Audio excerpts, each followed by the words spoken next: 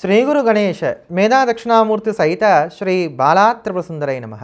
సనాతనం ప్రేక్షకులకు శుభోదయం. కార్తీక మాస మహత్యంలో భాగంగా కార్తీక పురాణంలో ఉన్నటువంటి 23వ అధ్యాయ సారాంశాన్ని ఈరోజు మనం తెలుసుకుందాం. ఇందులో మొత్తం మనకి 32 శ్లోకాలు ఉన్నాయి. ఇందులో పురంజయుడి యొక్క కథ పూర్తవుతుంది. అంటే గడిచినటువంటి 3 అధ్యాయాల నుంచి చెప్పుకుంటూ వస్తున్నటువంటి పురంజయుడి యొక్క వృత్తాంతం ఏదైతే ఉందో అది ఈ అధ్యాయంతో పూర్తవుతుంది. అగస్త్య ఉవాచ, అగస్త్యుల వారు అడుగుతున్నారట, అత్రే పురంజయ పశ్చాత్ జయశీలో మహామనాః కిమాచరతి ధర్మజ్ఞ తన్మే కథయ సాంప్రతం. అగస్త్య మహర్షి అడుగుతున్నారు అత్రి మహర్షిని, ఏమని?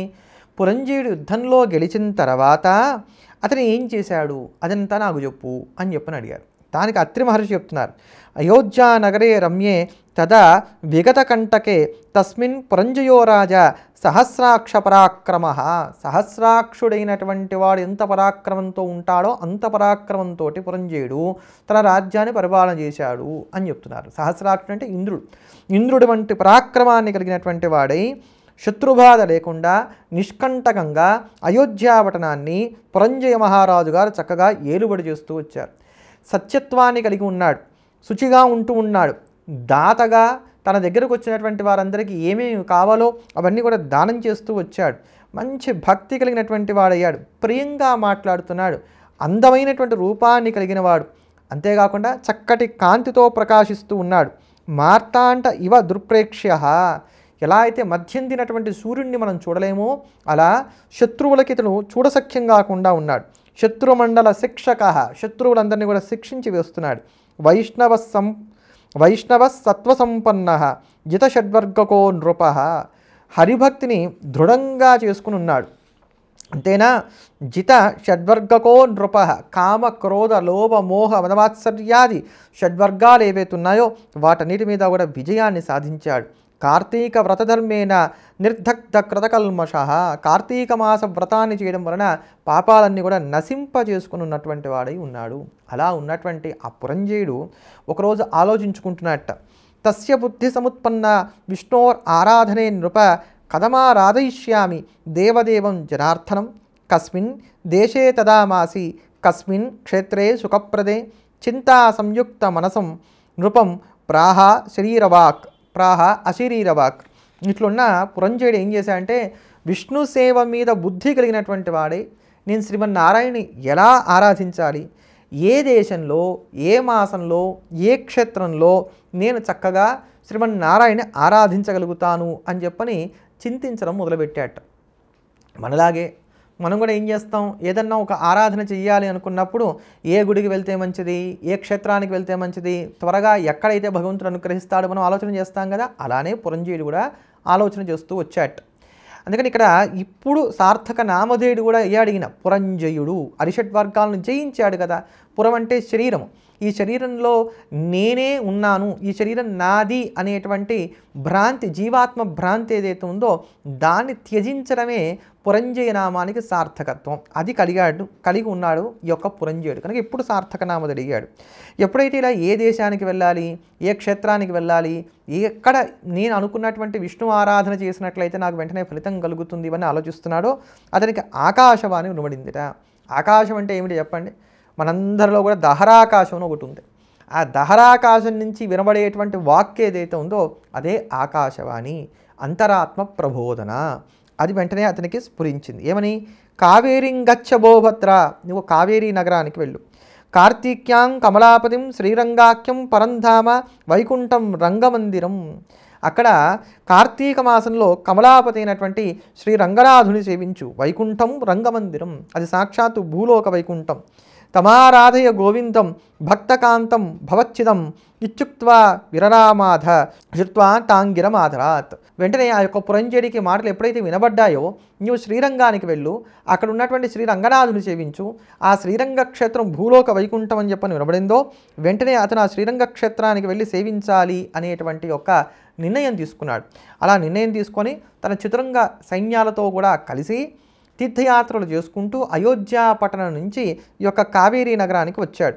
కావేరీ మధ్య నిలయం భుజగాభోగ సాయినం ఊర్జే మాసి సపర్యాంచ విధివత్ విశ్వమంగళం మాసమేకం వ్రతంచక్రే చక్రాపాంగ భుజద్వయం.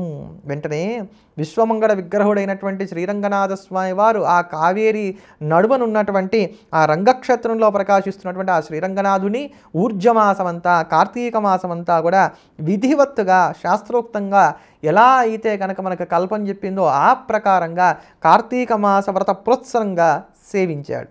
గాయన్ కృష్ణ కృష్ణేతి గోవిందేతి నిరంతరం వాసుదేవేత్యనంతేతి ప్రభ్రవన్ వైష్ణవాగ్రణీ స్నానం దానం జపో హోమ దేవతా ప్రోక్షణం తతః భక్త్యా చారాధ్య విధివత్ ప్రసన్నన్ నాగసాయినం మాసాంతే మునిశార్థూల వ్రతపూర్తిం విధాయ చ తతోన్యవర్తయద్రాజా స్వాంపురీం వైష్ణవోత్తమాః.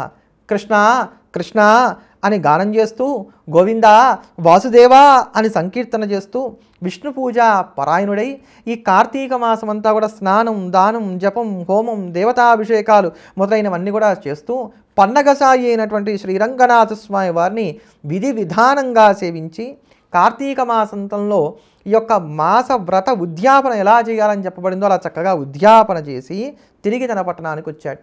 తన పట్టణానికి వచ్చి చూసుకున్నాడు కదా, పట్టణం అంతా కూడా సస్యశ్యామలంగా ఉంది. ఆ యొక్క రాజ్యంలో స్వస్వధర్మరతా సర్వే తద్వర్ణాశ్రిత జనా పురం ప్రతీక్షతద్రాజ ముమోద మునిపుంగవ. ఆ రాజ్యమంతా చూసుకున్నాడు కదా, ఎవరు ఏ వర్ణమునకు చెప్పబడినటువంటి ధర్మము కలిగినటువంటి వారో ఆయా వర్ణాశ్రమ ధర్మాలన్నీ కూడా శాస్త్రవిహిత రీతిన ఆచరిస్తూ సర్వం సుఖంగా ఉంటానని చూసి రాజు పొంగిపోయాట. అందుకనే రాజు ధర్మాత్ముడైతే ప్రజలు కూడా ధార్మికులవుతారు, రాజు అధర్మపరుడైతే ప్రజలు అధర్మికులే అవుతారు. అందుకనే పాలకులు ఎప్పుడూ కూడా ధర్మాన్ని ఆశ్రయించుకొని దేశ దైవ భక్తిని కలిగినటువంటి వారై మెలుగుతూ ఉండాలి. ఇలా పురంజయుడు తన రాజ్యమంతా సుభిక్షంగా ఉంటానని చూసుకొని ఎప్పుడు కూడా కార్తీక మాస వ్రతాచరణ చేస్తూ శ్రీమన్నారాయణ సేవించుకుంటూ ఉన్నట్టు. అంటే దీని అర్థం ఏమిటి? అక్కడ సుశీరుడు అనేటువంటి తన పురోహితుడు చెప్పినప్పుడు ఆయన యొక్క మాటలు విని కష్టంలో ఉన్నాడు కనుక శ్రీమన్నారాయణ పూజించి యుద్ధంలో గెలిచాడు. దాని తర్వాత నారాయణ మర్చిపోలేదు.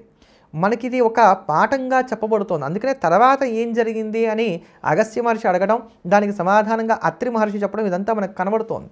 మనం సాధారణంగా ఏం చేస్తాం, కష్టంలో ఉంటే ఏ హోమం చేయాలి, ఏం పూజ చేయాలి, ఏం జపం చేయించుకోవాలి, ఇవి ఆలోచించి ఆ కష్టం తీరిన తర్వాత భగవంతుడికి ఓ దండం పెట్టి వదిలేస్తాం. అలా కాదయ్యా, ఎప్పుడు కూడా సాధన అనేది నిరంతరాయంగా ఉండాలి. ఎప్పుడూ సాధన నిరంతరాయంగా చేస్తూ వచ్చినట్లయితే కనుక ఆ భగవత్ కటాక్షం అనేటువంటిది మనకి ఎప్పుడు కూడా కలిగి ఉంటుంది అంటానికి గాను ఇది నిదర్శనంగా చూపెడుతున్నారు. పుత్ర పౌత్ర సమాయుక్త సర్వభాగ్య సమృద్ధిమాన్ పురంజయాఖ్య పుత్రే చ రాజ్యభారం నివేశ్య చ కాంతారవాసమకరోత్ కాంతాభిస్సపురంజయ వైష్ణవం యోగమాసాధ్యాయ కార్తీక వ్రతనైష్ఠిక తత్రైవ మునిశార్తూల విష్ణులోకం వాప్తవాన్. తర్వాత కొడుకులతోటి మనవళ్లతోటి అనేక రకాలైనటువంటి భోగభాగ్యాలను కూడా అనుభవించినటువంటి వాడే ఈ పురంజయ చక్రవర్తి. చివరికి తన కుమారుడికి రాజ్యపట్టాభిషేకం అంతా చేసి తన భార్యతో కలిసి తాను వానప్రస్థానికి వెళ్ళిపోయాట. ఈ వానప్రస్థం అనేది ఈ కథ ఎప్పటిది మనకు ముందే చెప్పారు, ఇదంతా కూడా కృతయుగం నాటి కదా అని చెప్పని. ఈ వానప్రస్థం అనేది అప్పట్లో ఉన్నటువంటి ఒక ఆచారం. అంటే ఒక నడి వయసు వచ్చేసరికల్లా కూడా ఉన్నటువంటి రాజ్యాదులు లేకపోతే తమకున్నటువంటి భారము బాధ్యత ఏదైతే ఉన్నదంతా కూడా పిల్లలకు అప్పచెప్పి తాము వనాలకు వెళ్ళిపోయి అక్కడ ఉంటూ మోక్షార్థమై ఇంద్రియములను నిగ్రహించడం ప్రారంభం చేయడం. అప్పటిదాకా ఇంద్రియములను తృప్తిపరిచారు. ధర్మబద్ధమైనటువంటి ఇంద్రియ తృప్తిని పొందుతూ వచ్చినటువంటి వీరు ఇంకా ఇంద్రియములన్నింటినీ కూడా బహిర్ముఖంగా కాకుండా అంతర్ముఖంగా చేసుకునేటువంటి సాధన చేయటం. అంతర్ముఖ సమారాధ్య బహిర్ముఖ సుదుర్లభ అని లలితా సహస్రనామంలో కూడా మనం చదువుకుంటూ ఉంటాం కదా, అలా అనమాట. ఓ కన్ను నీకు ఇష్టమైంది చూడకు, నువ్వు ఎప్పుడు కూడా భగవంతుణ్ణి చూడు. ఓ చెవి నీకు ఇష్టమైంది వినకు, ఎప్పుడు కూడా భగవత్ కథాశ్రవణం చెయ్యి. ఓ చెయ్యి ఎప్పుడు కూడా ఏదో ఒకటి తాకారం చెప్పంత అహత పడకు, చక్కగా పుష్పాలతో భగవంతుని అర్చించు. ఓ పదమా నువ్వెప్పుడు కూడా విష్ణు సన్నిధికే నడు. ఇలా భగవంతుడి వైపు ఇంద్రియములన్నింటినీ కూడా చోదన చేయడం అనేటువంటిది ఈ యొక్క వానప్రస్థంలో చేసేటువంటి పని. ఎప్పుడైనా పిల్లలకి ఏదైనా ఆపద కలిగింది, వారికి ఏదైనా సందేహం కలిగిందంటే వాడు వానప్రస్థంలో ఉన్నటువంటి తల్లిదండ్రుల దగ్గరికి వచ్చి వారికి కావాల్సినటువంటి సలహాలు సూచనలు తీసుకొని మళ్ళీ వీళ్ళు వెళ్ళిపోతూ ఉండేవారు. ఇలా వానప్రస్థాశ్రమంలో ఉంటూ తామరాకు మీద నీటి బిందువులాగా ఉండి తుదకు మహావైరాగ్యాన్ని పొంది ఇంకా కూడా వైరాగ్యం కలిగితే అంత్యాశ్రమైనటువంటి యత్యాశ్రమాన్ని కూడా స్వీకరించి మోక్షాన్ని పొందేవారు. ఇది ఒకప్పుడు ఉన్నటువంటి విధానం. కలియుగంలో వానప్రస్థం నిషిద్ధము కనుక కలియుగంలో మాత్రం వానప్రస్థం లేదు. కలియుగంలో ఎవరికి వారు వారి ఇంట ఉంటూ సాధన చేయవచ్చు, లేదా ఏదైనా క్షేత్రాలలో ఉంటూ ఆ క్షేత్రాన్ని ఆశ్రయించుకొని సాధన చేయవచ్చు. ఇలా వానప్రస్థానికి వెళ్ళినటువంటి పురంజేయుడు కార్తీక మాస వ్రతాన్ని మాత్రం విడిచిపెట్టకుండా విష్ణు భక్తిని చక్కగా శుక్లపక్ష చంద్రికలాగా వృద్ధి చేసుకుంటూ అనేకమైనటువంటి కాలం జీవించినటువంటి వాడే కార్తీక మాస వ్రత ప్రభావం చేత విష్ణు భక్తి యొక్క ప్రభావ కారణం చేత తుదకు వైకుంఠాన్ని పొందాట. ఆ వైకుంఠంలో సుఖంగా ఉన్నాడు. అగస్య కార్తీక పుణ్య సర్వేష్టార్థప్రదాయక కార్తీక ధర్మా సులభా కేశవస్య ప్రియావహా అవశేనాపి యకృత్వా సయాతి పరమాంగతిం.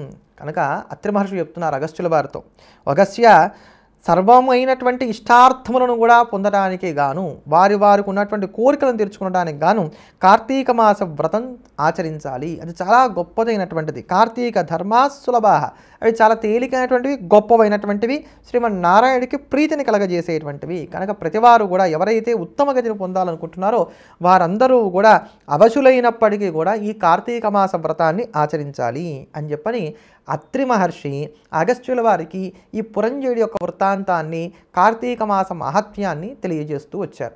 ఈ పురంజయోపాఖ్యానాన్ని విన్నటువంటి వారికి కలిగేటువంటి ఫలశ్రుతి ఏమిటి అనేది తెలియజేస్తున్నారు. యశ్ శృణోతి మమధ్యాయం విష్ణుభక్త శుచివ్రత నిర్ధూయ పాతకం సర్వం సయాతి పరమాంగతిం.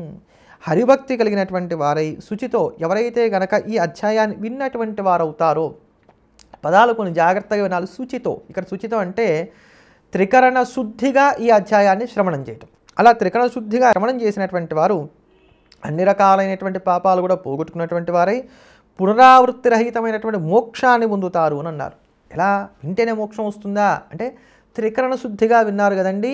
ఆ విన్నందుకు గాను నేను ఈ కార్తీక మాస వ్రతం చేయాలి, నేను శ్రీరంగ క్షేత్రానికి వెళ్ళాలి, నేను రంగనాథుని సేవించాలి, నా జన్మంతా కూడా విష్ణు భక్తిని కలిగి ఉండాలి, నా జన్మంతా కూడా నేను కార్తీక మాస వ్రతాన్ని చేయాలనేటువంటి దృఢ సంకల్పం కలిగి అది ఆచరిస్తారు గనక దాని కారణం చేత వాళ్ళు పునరావృత్తి రహితమైనటువంటి మోక్షాన్ని పొందుతారు అని చెప్పని దీని యొక్క సారాంశంగా మనం తెలుసుకోవాలి. అంతటి మహత్తరమైనటువంటి ఈ అధ్యాయాన్ని ఈరోజు మనం అందరం కూడా శ్రవణం చేశాం.